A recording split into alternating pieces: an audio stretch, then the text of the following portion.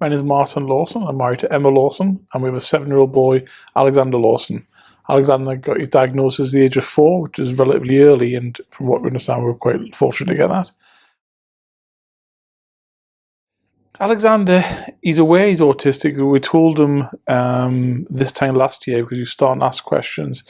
How does it affect Alexander? It makes him very intelligent, and he's very articulate. He can certainly tell you how he feels, but he's also very intolerant.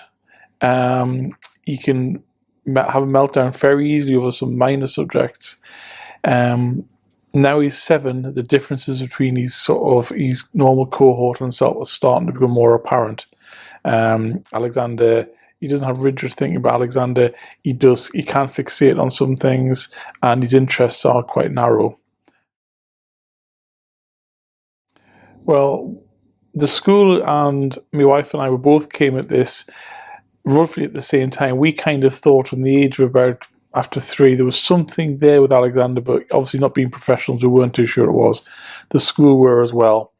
After a really bad initial September start, in the January, the school asked us in for a meeting, and we both kind of went, we think there's a problem. The school said, so do we.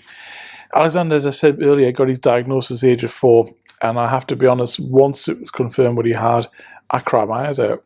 I kind of could cry for about 45 minutes. But that's all the self-pity I would allow myself. Alexander's autistic, he's my son, and I love him more than anything in the world. And it's not what's best for me, it's what's best for Alexander. And that's something, as I've told you before, upsets me with other parents. They won't admit there's an issue with their child because of how it makes them appear, which is awful. Emma and I will do anything we can for Alexander.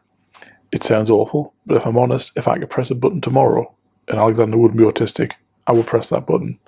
Because Alexander's going to face difficulties in life which I haven't had to face, my wife hasn't had to face. However, we are where we are, and we're all very grateful that we got Alexander. And we're also very grateful Alexander's highly functioning, and he's, as I said before, he's very intelligent, and we want to teach him as he gets older coping mechanisms, strategies that are going to help him.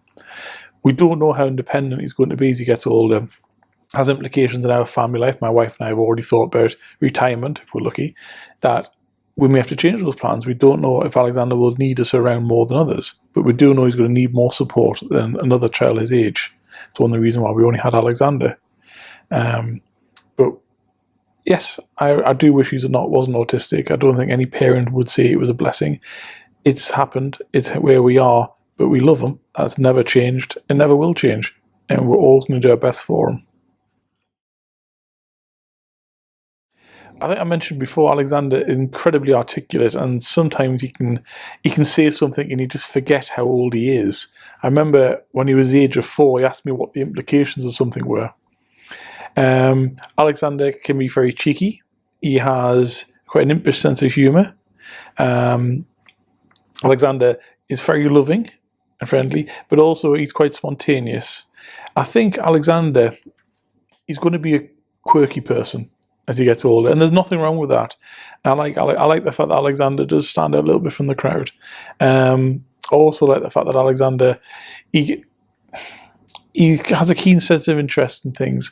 I mentioned before he obsesses. He's moved from quite a familiar pattern of trains to Transformers. We're now heavily into Pokemon, and for a 41-year-old man, I've had to learn an awful lot about Pokemon in a very short period of time. But that's what I like about Alexander, because as I say, he is enthusiastic. And he makes life interesting, I can certainly say that. Immediate distress once we mention even the possibility of going to get his hair cut.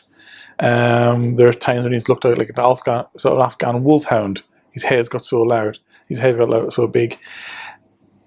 The main challenge isn't actually Alexander getting his hair cut, it's getting inside to have it done. Even approaching the street where the hairdresser is, he knows that's where the hairdresser street is, and Alexander will start to act more, he'll get more distressed, he'll run away. Anything can spook him. A car going past, oh, that's it, too noisy, he'll run away. When you open the door, obviously every room, every shop has a certain smell. The smell, oh, it's too noisy, there are too many people, I don't like that. It's an awful big challenge to get him in there. The staff where we go are fabulous, and they'll try and talk him in and coerce him in and bribe him. We've tried everything. Well, once he's there and he's in the chair, he'll happily chat away.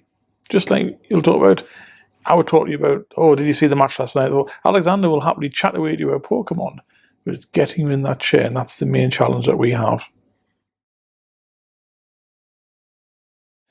I actually feel very fortunate that we have our diagnosis in 2017 now. Society, I think, has become an awful lot more accepting of what autism is and what autism can do to people.